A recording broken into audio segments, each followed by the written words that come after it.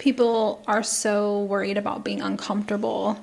It's like being uncomfortable is what helps you grow. Absolutely. That's what I want my kids to understand. I know, exactly. And it's so everywhere. Like, I mean, I can both feel awkward and have moments of bravery, right? Yeah, so totally. it's like you don't have to feel that way all the time. You'll always be out of your comfort zone. But that's where you grow.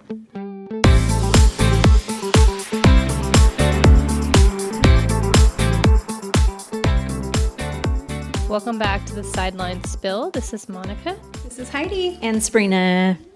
All right, ladies. So today we are going to do something a little different. We're going to play a little game. It's a card game.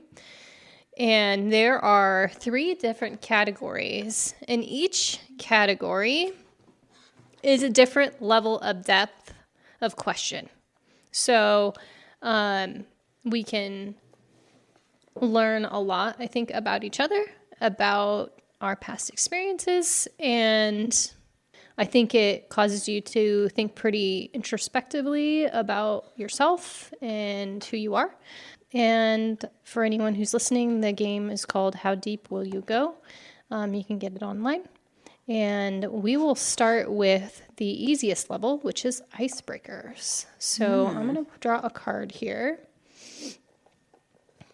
And the question, ladies, what's a small insecurity of yours?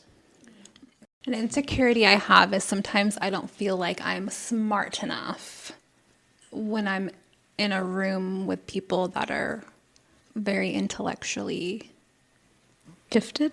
gifted. Thank you. Why do you feel that way? This is called How Deep Will You Go, You're girl? lucky you got that out of me. Okay. Well, then That's a good one, though. An insecurity I would say I have is I feel like sometimes I'm not outgoing enough. I'm not good at being social with people. I would have never. That's my perspective. So in your mind, you think that? In my mind, I think I'm extremely awkward. Oh, you're not. Thank From you. my mind. Yeah. From an outside viewpoint, you're not. Well, thank you. Yeah, of course. a little weird, but not awkward. It's Well, okay. that's because you know me. Weird's cool. Weird's the new cool. An insecurity I kind of have to piggyback on what you said, Heidi, is I like to read and stuff and learn more, but sometimes I still feel like I'm not as smart as the people around me, which I'm not trying to compare myself, but sometimes I feel like I can't be a part of that conversation. Let's be real. We're always comparing ourselves to other people. Next question. If you could compliment yourself, what would you say? I am very good at being empathetic. Even when I know people have done wrong, I'm always willing to give them a second chance and look at the deeper meaning to maybe why they have done what they've done in a specific situation rather than just taking it surface level and not trying to understand it. I guess what comes to mind for me is both in my personal and in my work life, it's important to be neutral and to not have biases. And I think I'm really good at doing that, at looking at facts and not getting too emotionally invested in things. I think that's a strength in a lot of ways. Mm-hmm. That's a good strength to have. I think, and I don't know, I feel like I can be very inclusive. I want everyone to be a part of the fun things, or everyone to be included, everyone to feel like they have a spot, whether it's like with us or something else, like wanting to include everyone. I would say that's a strength. Definitely. You're not a mean girl. You can No, sit with she's us. not. Okay, thank you. She's always been very welcoming. Huh? She has. Thank you. What's your happy place? My bathtub. With a loaf of bread With made a by loaf Janelle? of bread. With a loaf of bread from Janelle. Shout out, Janelle. You got the best bread. I'm thinking. But don't look at me like that. You don't think of anything either. No, I'm thinking I already know what your happy place is. I don't know Somewhere what it is, with but coffee? What? a book? Baking? Oh, Well, that's a good one. Yeah. I like a book too. Somewhere with a book. Yes. Reading My, while baking. you can't do With those coffee things in together. hand. With a My happy place is outside in a comfy chair with a book and a cup of coffee. Sitting next to a friend or my son or my husband. I think my happy place is sitting on the lake or some type of water, maybe it being in my hot tub, but having my coffee and having a good conversation, whether that be with my husband or a friend as well. I'm jealous of the hot tub. I've got a bathtub that is scorching hot. That's my happy place alone. You're welcome to come over anytime. Thank you. I would invite you too, but there's not much room. Thank you. You're welcome. You can sit with me. Okay, next question. What's one big thing you want to change about yourself? I want to start working out. I feel like I'm out of shape. I feel like probably 5 years ago I was in the best shape I'd ever been in, and there hasn't been time for it lately. Yeah.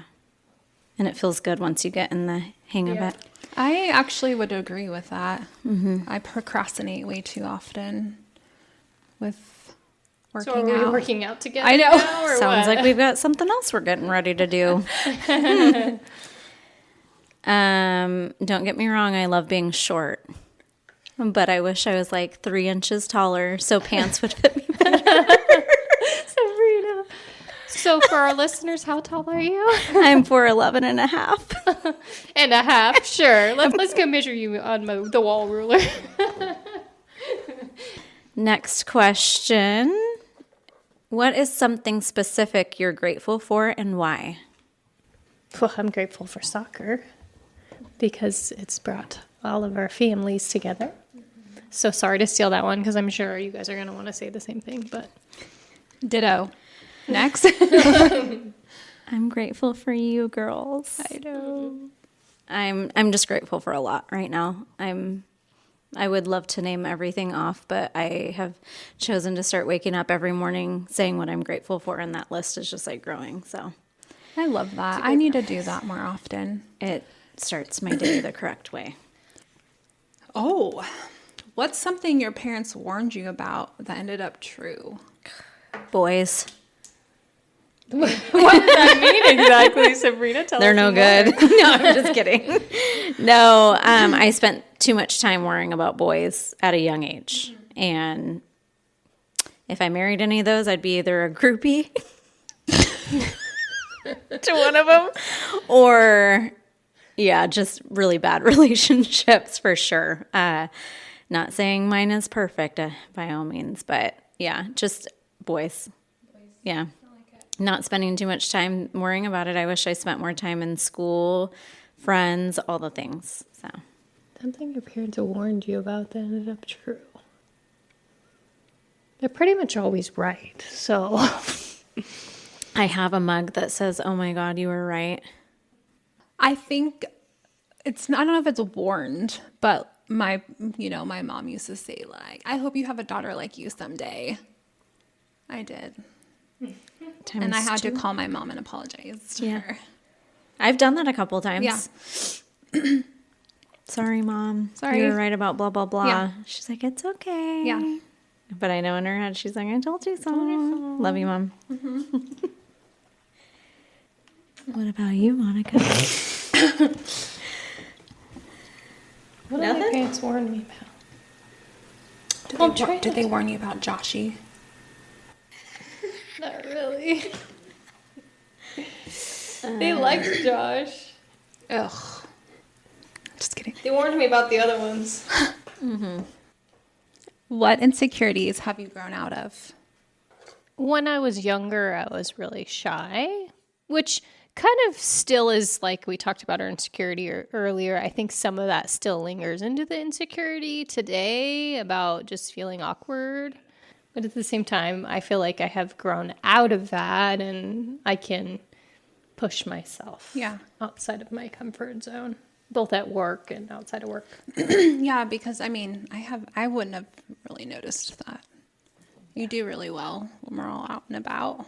Yeah. Oh, yeah. I feel like when we're in more of like, say, more of a group of 3, I tend to be more quiet.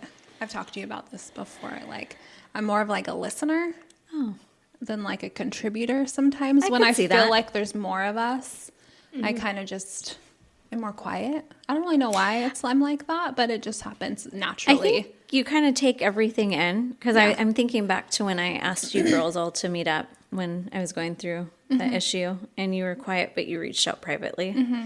I think you just like take things in and then like just gather kind of. I don't know Yeah. how to explain it.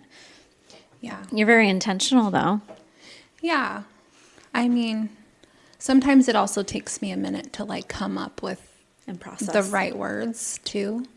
Or maybe it's not always the right words, but Yeah. what I think is the right words anyways. I went through friendships when I was younger where I wasn't allowed to have more than one friend. And so I was very insecure about, no, I only have to have, I can only have a best friend because they would kind of get like jealous and so I feel like I've grown out of that. And now I'm at a point in my life where, because I always liked having lots of friends. I had different groups of friends all over and different things I did with different people. And so coming into my, almost 40s now, I'm like at a comfy spot of being able to have lots of friends. In all transparency, I was that person Were who you? only needed that one friend. So I didn't understand why my best friend when I was younger had to have all these other friendships. Obviously, as I got older, I've figured Grown it out, out. yeah. I've grown, but I used to be very insecure when they would have other friends. And been like, well, why am I not a part of that? You know? And again, I think it's because I do better in smaller groups, like Yeah. communicating and stuff. So I don't know if that's just kind of the reasoning, but It could be. yeah. And But then I was always definitely kind that of person. like the person that would bring all these different friends together. Like if it was like my birthday party or Yeah. something and I didn't have a problem, but it kind of Yeah. felt a little weird on some other people's Yeah. like sides or whatever aspects of wanting all of my attention kind of. Yeah. Yeah. So I've grown out of that. I was very insecure the opposite way. The opposite You're way, saying. yeah. What are you afraid of passing down to your kids? Oh, I've already passed it down. My body insecurities, at least to my girls, which makes me really sad. Yeah. Roman, I don't know. I'm not sure about him yet. I think for me, it would be the people pleasing side of me that I God. still kind of fall Thanks back for in reminding sometimes. me. Yeah.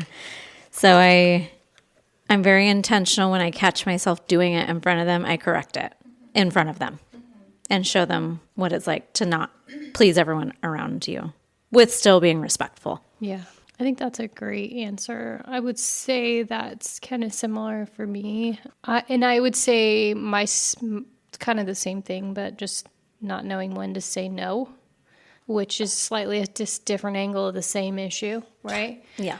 Because I don't ever want to let anyone down and I like to do all the things, but also like it's okay to protect your peace and protect your time and like understand how valuable your time is. And speaking from my personal experience, sometimes I don't do the best at that.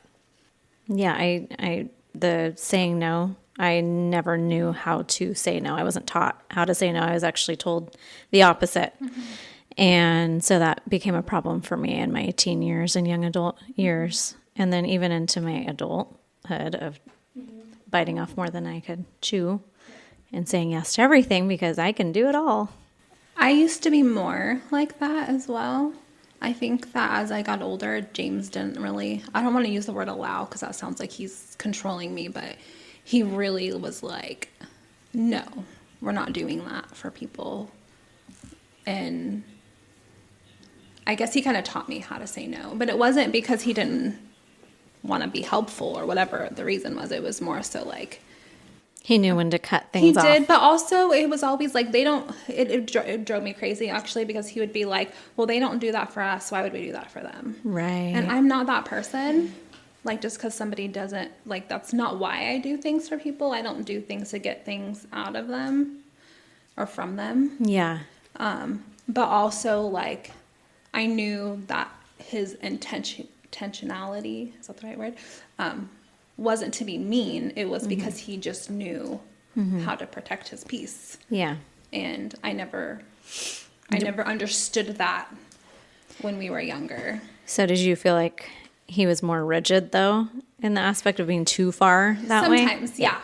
Okay. Yeah. For sure.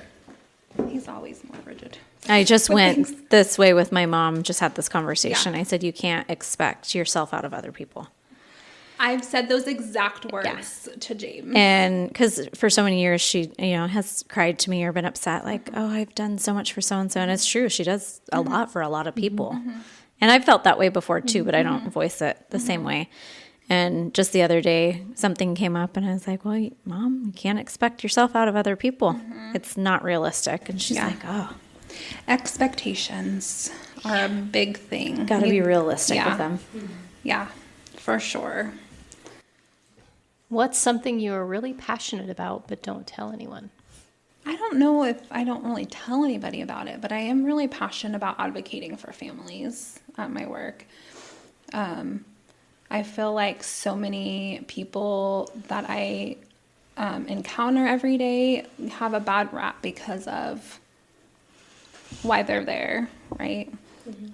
Just I know I also work for the county and in a position that deals with families that have a lot of hardships. And I love being that person that they're able to talk to and vent to and be able to release whatever the emotions that are keeping them from growing. Because sometimes they just a lot of them don't have people. They don't have support. They don't have family. And I like being that person for them. Really, that's not my job, but I don't care. Like, I enjoy it. And I look forward to it. And I look forward to just getting to know them and their stories. And I also look forward to watching them grow as a human. It's so cool to see, like, obviously not every story is a happy ending, right? But just even the not happy endings, at some point, most likely I have made some kind of connection with them. And even if I just helped them in that moment for that season, for that whatever, just was able to be there for them. It's something I'm passionate about. I have always been, I think for me, not that I've never told anyone this, but I feel like bravery is super important. Like in just in life in general, I think about like all of the important things that have happened in my life were all triggered out of a moment of bravery, of stepping outside of your comfort zone. Sounds really like silly and kind of cutesy, but when, I'll just give an example. When I was 13, I think, was when I met Josh. We went to the skating rink, Viking skate. Oh my gosh, to a skate dance. And it was a friend who had invited us. And Josh and I met, we got along really well. She'd been friends with him forever, but she was like, afterwards, she gave me his phone number. And I was such a shy girl when I was growing up. And I was like, I'm not going to call him. Right. Well, I called him, right? And if I had never called him, we probably wouldn't be together today. Aww. You know what I mean? Because I called him and we talked on the phone every night for 6 months, right? And then even though life went on and we didn't necessarily talk that much throughout high school, like then we reconnected later on and then here we are today. Right. And then That's I so think cute. even about like work.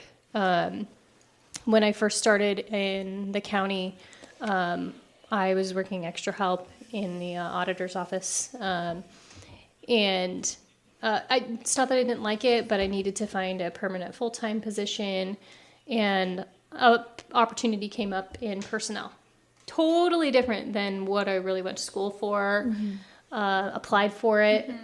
Had gotten some feedback from people that, I don't know if you really want to go down that route. And now I'm the head of personnel, right? Like, if I had not taken that position, like, I wouldn't be where I am today. Right. And there's just so many, like, pivotal moments in life that I can think of that are just like, you have to be brave. You have to be able to put yourself out there. I love that. I think people are so worried about being uncomfortable. It's like being uncomfortable is what helps you grow. Absolutely. That's what I want my kids to understand. I know, exactly. And it's so everywhere. Like, I mean, I can both feel awkward and have moments of bravery, right? Yeah, so totally. it's like, you don't have to feel that way all the time or always be out of your comfort zone. Right. But I like that. that's where you grow. Yeah. I think for myself, and I know it says, but don't tell anyone about it. Because my TikTok, I kind of do talk a lot, and I'm starting to talk more about things, but it would be accountability.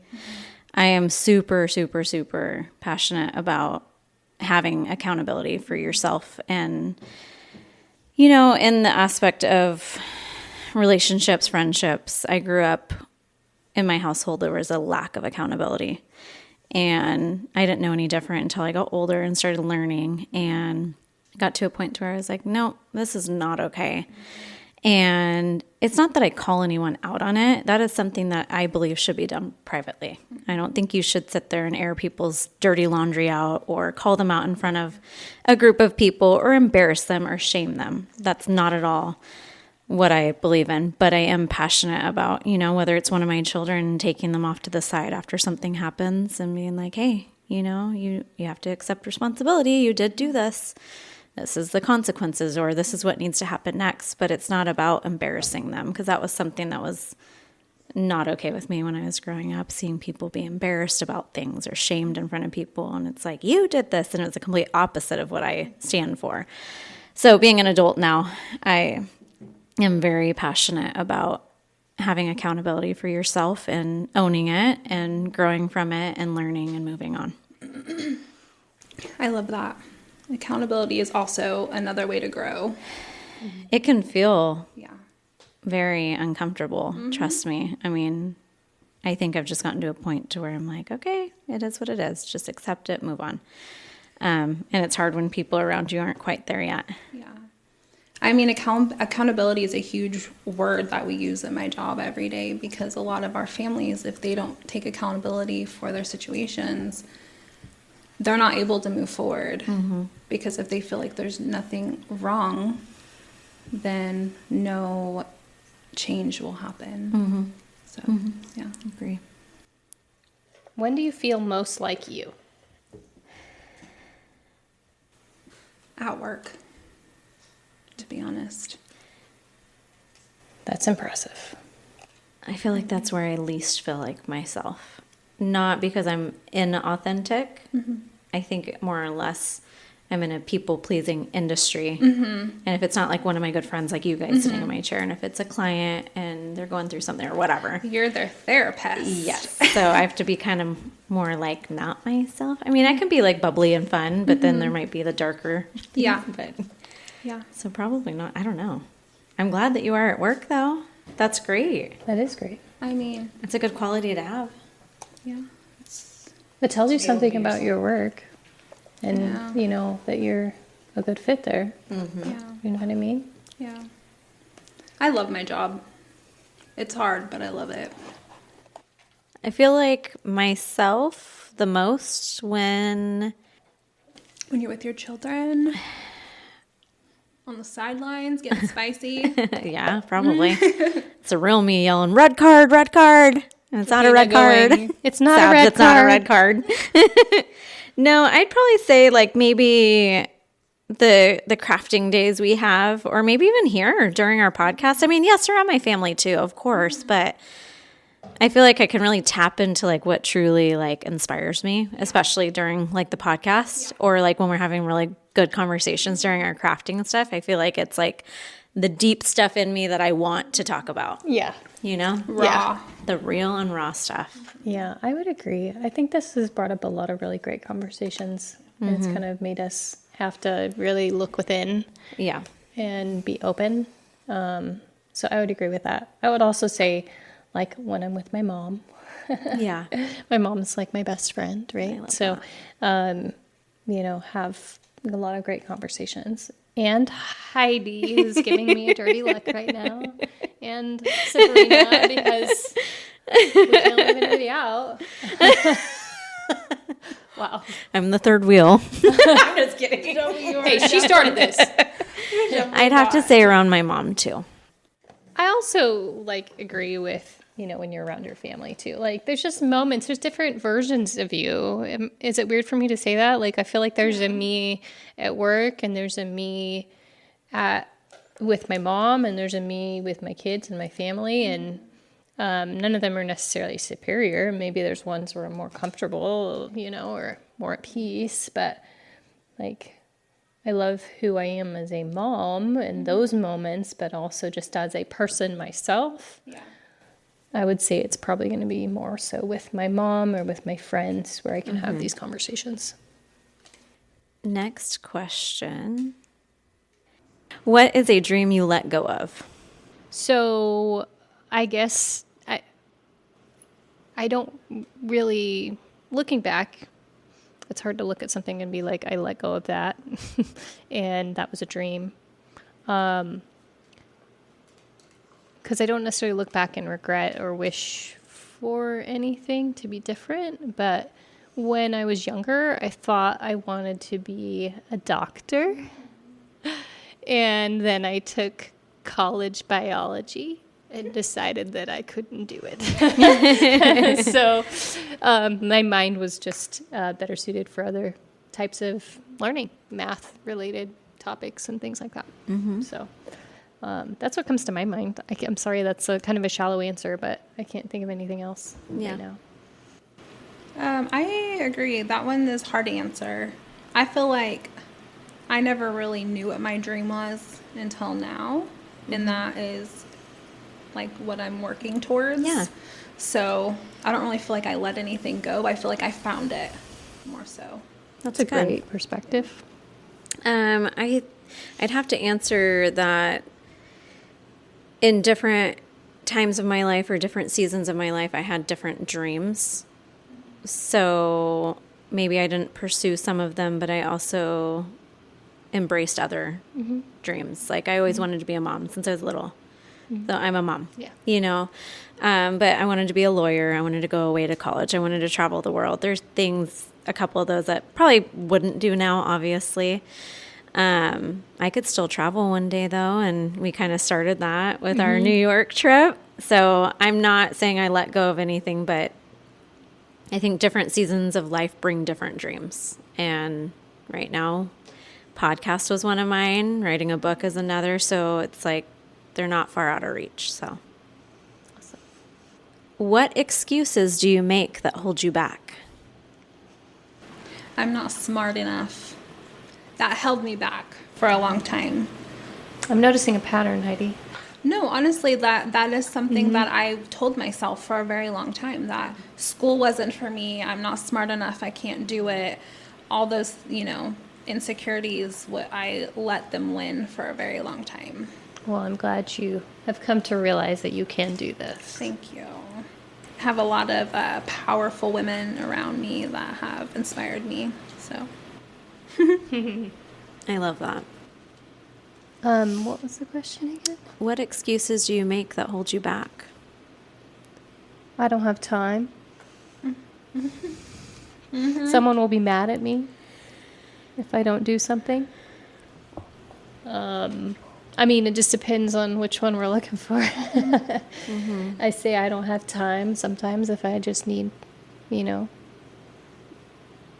Sometimes there's good reasons, right? Yeah. But it's easy to say I don't have time and to, you know, not do something because of that. And then also that someone will be upset. I can't say no because someone will be upset. I can't ask for what I want because someone will be upset. Realistically, your friends and family, people who matter, should respect your boundaries and the decisions that you make. So that's probably an excuse. I think for a long time I told myself I couldn't write a book, like depending on the topic, because I have a couple different topics, because there was already enough of those, or I couldn't do a podcast because there was enough of those. And it took like important people in my life that were like, no, you actually can. You know, there's a million of those, yes, but it doesn't mean you can't do that. So I think getting out of that mindset finally has released that in me, and I'm like, oh no, I can do it. I just need to put my mind to it. Okay. Ladies, All right. thanks for playing the game. That was fun. It was was. fun. Got deep. Until next time. See you on the sidelines.